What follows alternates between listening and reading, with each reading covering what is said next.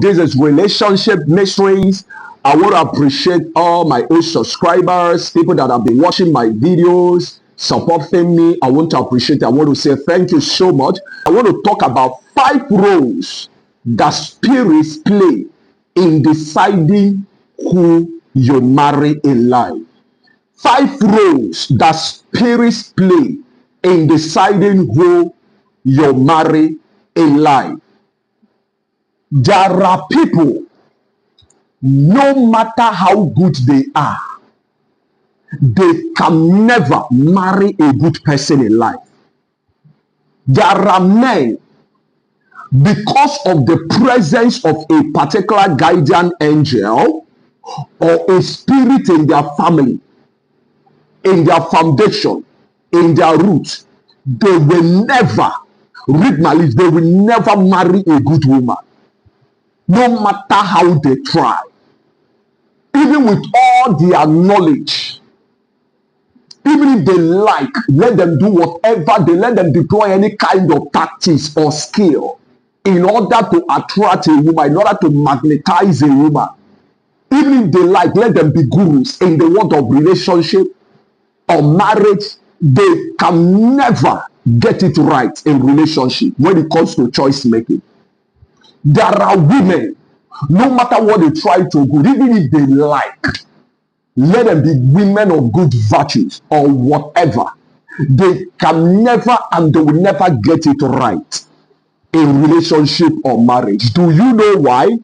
Those things are what I'm about to tell you right now. The roles, the spirits, we call them spirits or guardian angels, in every family. There is a spirit that guides a family. There is a guardian angel that is in charge of every member of in every family. They are always there. There is a spirit that is in charge of your family. When you talk about spirit, sometimes people say, why is he talking about spirit? Because the truth of the matter is that the spiritual governs the physical. The word of the spirit is even more real than that of men. It's not that you don't see them, but they are functional, they are operating, they are operational. That you don't know that you don't see spirit does not mean that they don't exist. And they don't ask for your permission to operate. Once you are tied to them, they will come and influence your decision.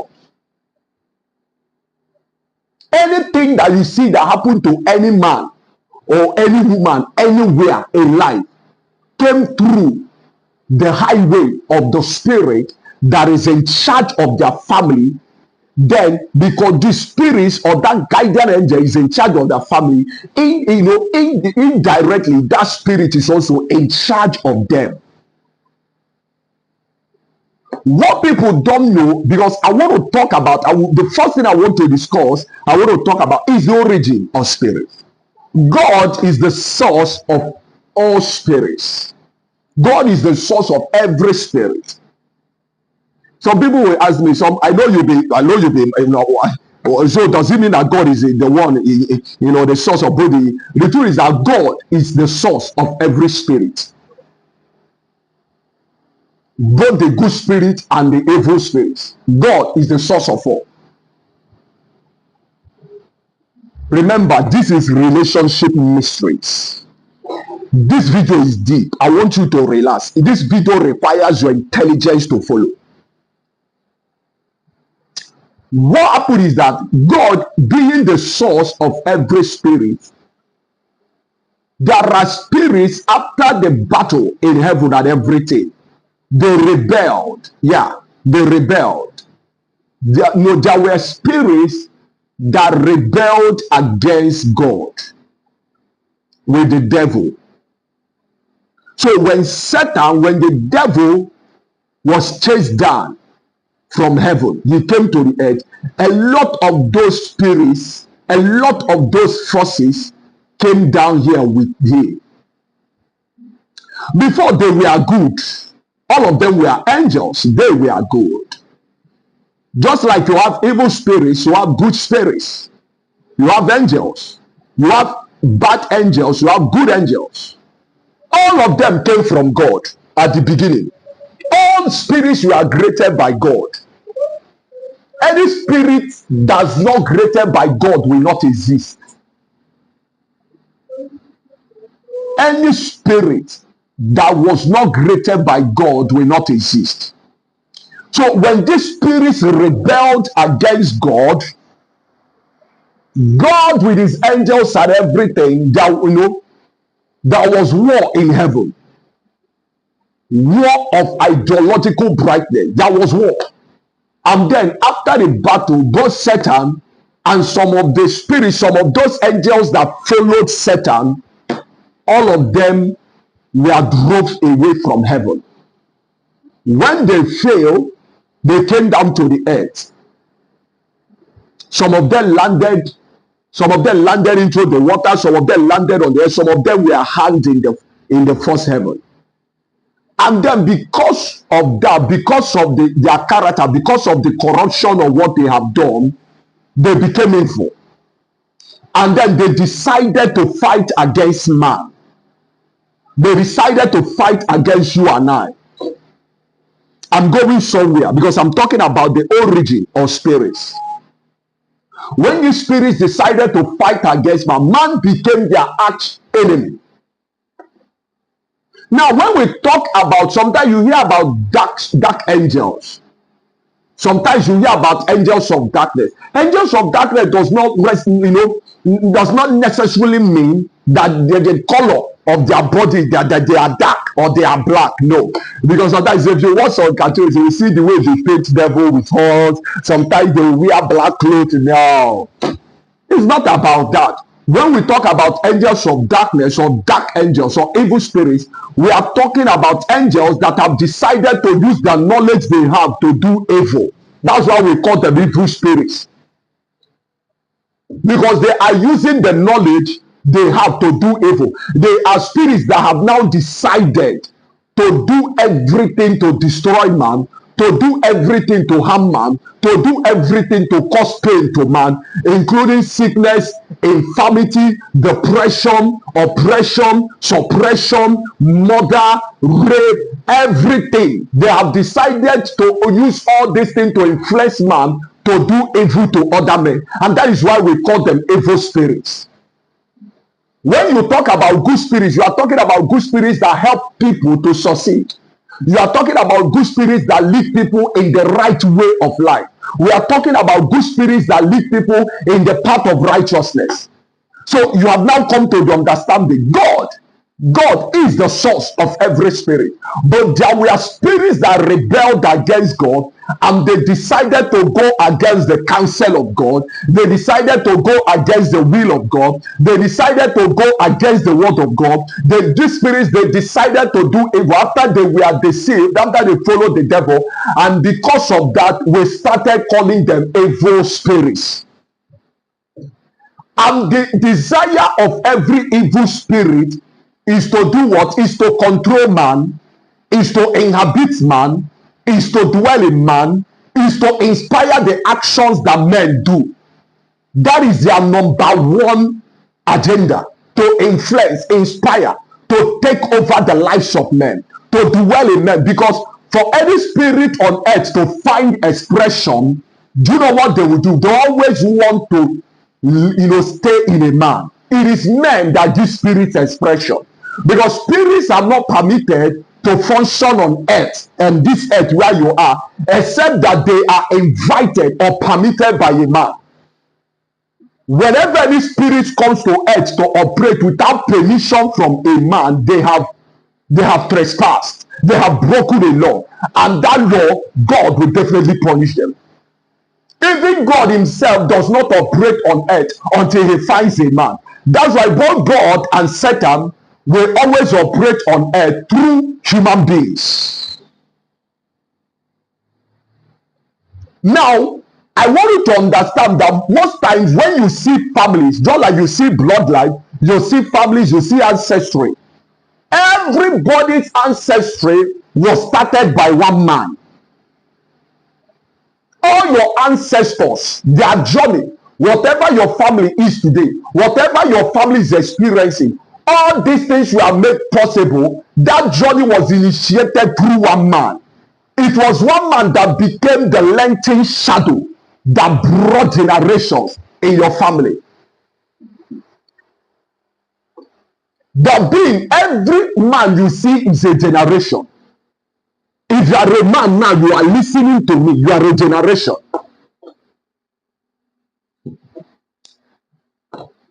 I want to tell you how spirits are introduced in families.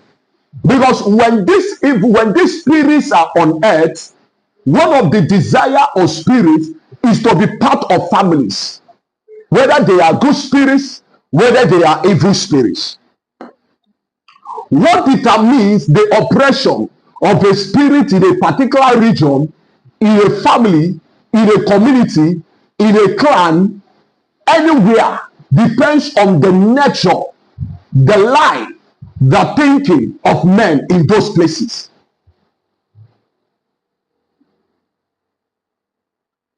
Any spirit that is functioning in your family today came through somebody.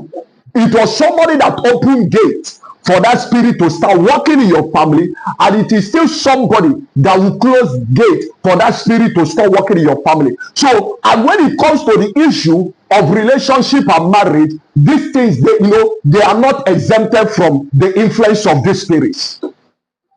I want you to understand that. Because sometimes people will tell you, they will be like, there are sometimes when you go to a family, when you go to a kind of family, when you go to some families, you will see that men in those families, they tend to marry, a certain kind of women. And women in those families said, sometimes they tend to marry to certain kinds of men. There are families that the women, they are the only people they tend to marry are only poor men, people that are suffering. And there are men, the only women they tend to marry are violent, depraved women. Why? And you're asking yourself, why? Why is this thing happening?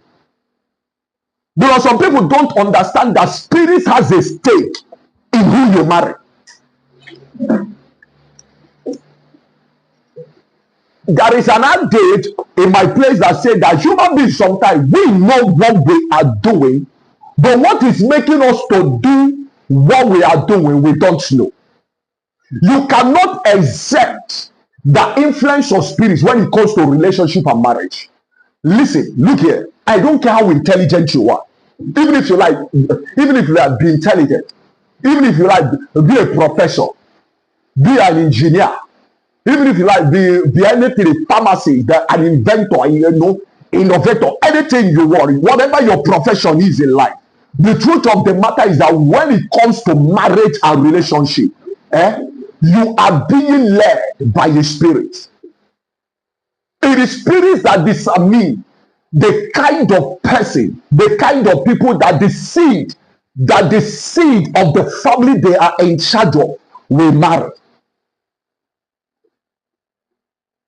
Now, remember I said that every family is an extension of a single man. What you call your ancestors started with one man. And then your ancestor, that man that started your genealogy, that started your lineage, that started your bloodline, everything he did and others, all of them flowed down to you as an individual. That's why Solomon will say, whatever has been will be, and whatever will be has been. Nothing is new under the sun. So how are spirits introduced into family? Spirits are introduced into families when the desire, because part of the desire of man is worship. Throughout creation history, man has always looked for a way to relate with God. Follow me in this video. Throughout all creation, from one century to another century, one generation to another generation, human beings have always looked for a way to have relationship with God. But because of their ignorance, And because of what we call spiritual blindness and lack of right information, some people tend to go about it in a wrong way. And this is where spirits are introduced into families. Because there were families in those days, because of some evil, there were family, maybe they have enemies, and those people in those enemies, they are in their community or in their village or in their clan, try to kill them and everything. Some of them actually ran to shrines. Some of them ran to different idols. Some of them ran to take cover with marine world and everything. And then when they get to these places, some of them started practicing idolatry. Some of them will go to worship trees and all those things. Some of them will go to worship water goddess and everything. And when they get to all these places, because of the desire of man for protection, because of the desire of man to relate with God, when they get to all these places, they enter into what is called covenant with the spirits. And when they go into covenant with these spirits that are evil, and let me tell you, there is no spirit that is completely bad.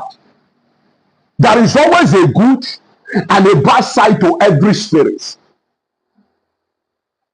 That's why sometimes, there are idols for some people that worship idols and something. That's why sometimes they will go to a particular goddess or an idol or a particular fallen god. They will ask the god or the idol or the goddess, oh, I want to have the house, I want to have money, I want to do this. They will give them the money. But in actual fact, after they finish giving them, because of that good nature of them in spirits, after they finish giving them these things, now the thing is that their negativity is more than their good side, because they hate man. So those good things they will give to those people, they will use it to usher them into what we call evil covenants. And when spirits are introduced, when spirits want to relate with somebody, listen, they are futuristic oriented. Spirits are futuristic inclined. Spirits want their covenant to be eternal. They want their covenant to continue. When a spirit want to cut covenant with man, they are not only looking at that man, they are looking at the future generation. So if it's actually an evil spirit that first man that existed in that family entered into covenant with, automatically they have opened a gate. That man have opened a free gate access for those evil spirits to operate in that family, from one generation to another generation, from another generation to another generation. It will continue until someone from that family will rise up and say, no, we don't want this particular spirit or this particular idol to be in charge of our family. Now we want God, we want Christ to be in charge of our family. The man will now start doing what we call family cleansing and sanctification to reintroduce that family, the foundation of that family, to introduce another spirit into that family. A spirit can be introduced in a family. A spirit also can be taken away from a family, and another spirit, a higher spirit, can be reintroduced into that family. So when it comes to the issue of marriage, when it comes to the issue of relationship, spirits are not exempted. So the people you see people marry or they go into relationship with, they were actually directed by the spirit, by the guardian spirit in charge of their family, to go into relationship or marriage with that person. That's why you will see some men now, you will see, why is it that but this girl, this girl is good now, why didn't this guy marry this girl? Why did he dump this girl? Why did he break this girl? She's a nice, she's a good woman. The truth of the matter is that if a spirit in a family, a guardian angel in a family that is in charge of a family, that is in charge of a family tree, that is in charge of a family foundation, if an evil spirit is in charge, depending on the nature and the covenant of that evil spirit, that spirit will make sure that they don't allow the seed of that family to get married to good people. They will only lead them to marry wrong people so that their evil can continue in that family. Marriage is a very serious business. Marriage is more spiritual than physical. And a lot of people don't know. Because during marriage, there is exchange of life. During marriage, there is exchange that happens between two families. So if evil is in a family, and if evil is in the family of the man, and evil is in the family of the woman, when both of them come together in marriage, they produce higher evil. The evil in the foundation is now kicking, and which will never allow them to enjoy that marriage or relationship. That is, and these things even decide the type of children people give birth to in marriage. So don't think that that man that you are married to, that it was actually your decision. No, you were influenced. But whether you know it or you don't know it, you were influenced by a spirit that is in charge. A good spirit can be in charge of your family. A bad spirit can be in charge of your family. That's why there are some men, if they want to get married and they want to make the mistake to marry a bad woman, if the spirit in charge of their family is good, that spirit in their family will pull strings here and there to make sure that something happens. Is it that they will reduce the woman to the man, or that good spirit will make that woman, that bad woman that man wants to marry, to make mistake in order for that guy not to go into that family or get married to that lady, because they don't want that bad character to enter into the family foundation.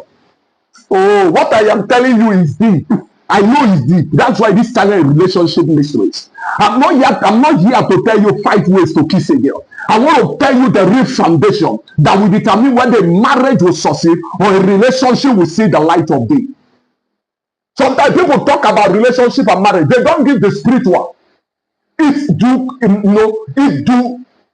consideration. Don't only talk about the physical. Oh, well, know whether he's tall, whether the girl is fine, whether the man is fine. You know, how is she holding eye contact, whether the girl likes you, whether the girl is interested in you, how to know whether the girl is all those things are just secondary. I'm telling you things that happen that make people to rise up and divorce. There are families, let me be honest with you, there are families, the spirits in those families have already taken a vow with the men that brought them in, that no seed in that family will live to enjoy, to stay long in marriage. So even if you like, become the best man in life, get married to such a lady, whether she is good or not. Listen. If those spirits are not taken away, that marriage will still collapse. Because spirits don't forget their seed. They go after their seed wherever they are. Human beings can forget too, but spirits don't forget. Whether 100 years, 200 years, once they are introduced in a family through the vehicle of covenant, they have become part of the family. They now have what we call family legality to operate. And if it's a bad spirit, that spirit will make sure that every evil characteristics that he comes with into that family, actually that the seed of that family, they suffer the evil consequences of inviting him or her into that family.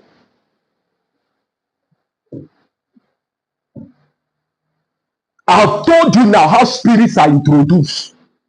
It is human beings that introduce spirits in families. Maybe because of the desire to make money. Maybe they are running for their life. They are looking for shelter, protection. They enter into covenant with a water goddess. They enter into covenant with an idol to protect them.